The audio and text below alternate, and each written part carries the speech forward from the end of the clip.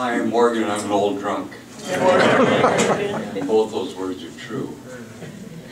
I represent a lot of people here from the Stogies. Yay, Stogies! Ramon was a habitual, wonderful Stogie member, period.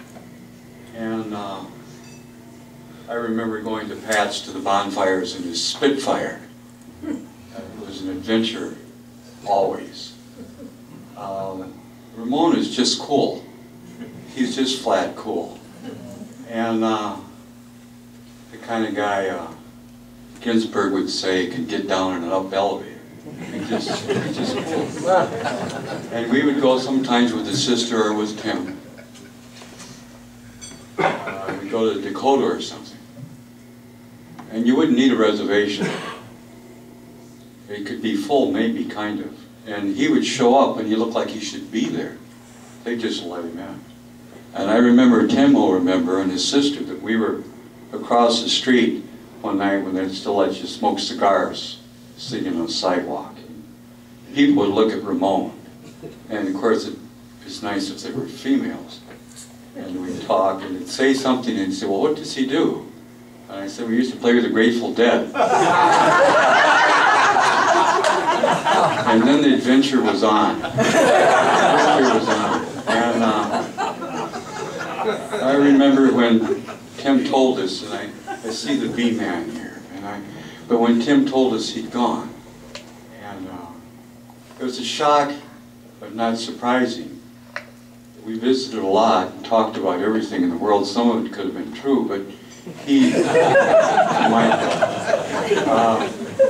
but he seemed to have a good period running, and it was a good quality time for him. And the damn monster might have taken him, but it's for damn sure it doesn't have him. Right. So, God bless.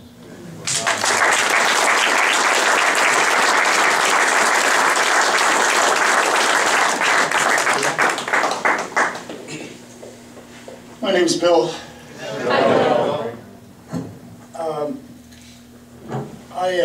Maybe 14, 15 years ago, my sponsor made me go to Monday night meetings at the House of Hope. And through the years, I've spent, by the grace of God, a lot of time with John and Ramon in meetings and learned a lot from them. But I would also like to thank Tim and John and Karen, Gretchen, David, Ramon's sister, Gloria, short memory, and Barry for putting this all together. And 3 years ago, I was living in Minneapolis, and I was about to be homeless. And I made for about a year and a half, I was the sickest I've ever been with depression. And not a good combination when you're a commission sales guy. And so I was behind on rent, and I was just, a lot of financial difficulties. And I made this phone call to a friend of mine, to the Archdiocesan, and I said, are there any rectories that need a good caretaker, a little depressed? and my friend said, I'll call you back in 15 minutes. In 15 minutes, he called me back, and he said, move in with my brother. Well, that happens to be Father Kevin McDonough here at St. Peter Claver. And I had no idea that part of my journey was to be here so that we could have this event in this basement. So, those coincidences, good stuff. So, thank you for all coming, and this has been great. And Father McDonough just got back from Africa, and I just saw him 20 minutes before this started, and he said, you know that I like things like this, so have a good night, and welcome everybody on behalf of me. So, thank you.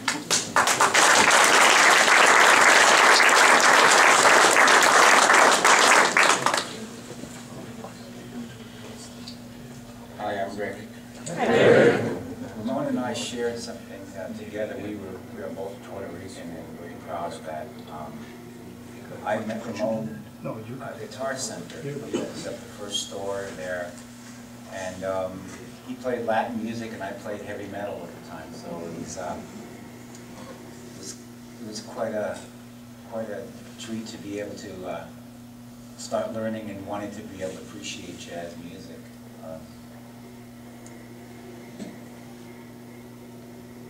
I miss Ramon, like all of you, and I never knew him from the tables, although I had visited the tables quite often myself. I knew him through music.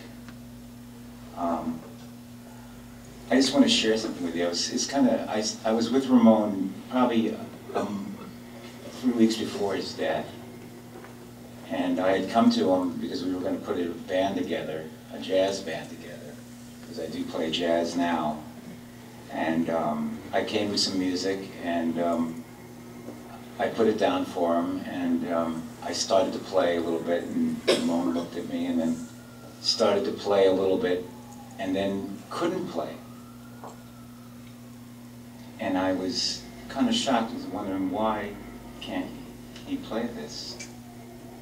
And he tried again, and then he turned to me and he said that he couldn't remember.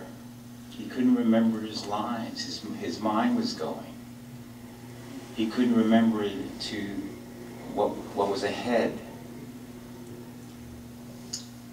And I was worried. I was worried for him at that point. I also came back in about 2 weeks to tell him that he was going to die. And I don't know why I was there to do that, but I was. I begged him with tears in my eyes to try to stay sober, to change some things. And I don't know if it was deteriorating health because of the conditions of the diseases he had, because he had hepatitis C along with AIDS also. And I know with AIDS also, they're both deteriorating diseases that deteriorate the mind also. But I was sad, and I sat there and I cried, and I just begged him to try to live a healthier lifestyle, because I know that it was up and down, and we all know that. We all know Ramon and that. But I loved him. I loved him very much. We never got a chance to put that band together, and I was shocked that he was not able to do what he loved the most. You know, I don't believe in the disease concept that most of you in this room believe. I believe it's a choice, because it was his choice to be able to do what he wanted to do in his life, like all of ours. And it's our choice to be able to take and do what we can with our lives, for better or for worse. And it is that way. Hopefully we can stay alive through the process and not hurt as much as we put ourselves through. And, you know, there but the grace of God go I. And I say that because it's a choice. And the choices that I've made, that I'm standing here today, because of, number one, I woke up this morning, and two, that I'm not making suicide with myself.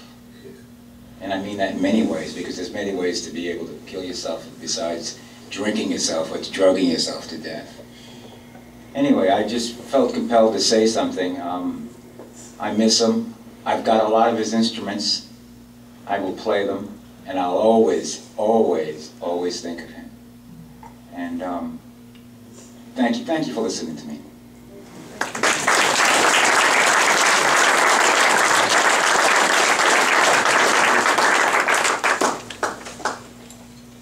My name's Tim. This has been referenced a few times. And I'm not going to say anything about Ramon. What I want to say is that we're going to take a break from having people talk for maybe about 15-20 minutes, so you can maybe share some of your own thoughts and talk to the people. And meanwhile, there's going to be some videos playing of Ramon teaching and doing other events in his life, mostly at his cousin's house up in Michigan, which was a wonderful place for him to be. And then that's about, I think, 10 minutes. And then after that, there's a collage that his cousin up in Michigan made, pictures over the last 20, 25 years. Again, being shown to music that he composed and is performing. So that's what's coming ahead. So there's going to be a chance to talk again. So if you didn't have much courage this time, there is some coffee over there. And that may throw you over the edge. And if you feel like you're near the edge now, there's decaf. Those are some of Ramon's favorite flavors.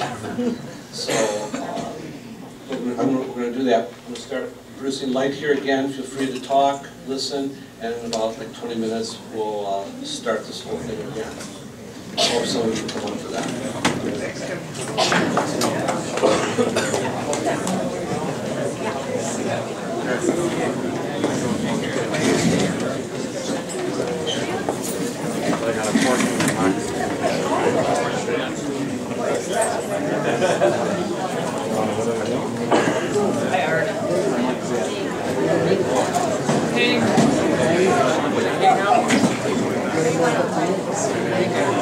Attention, one other thing.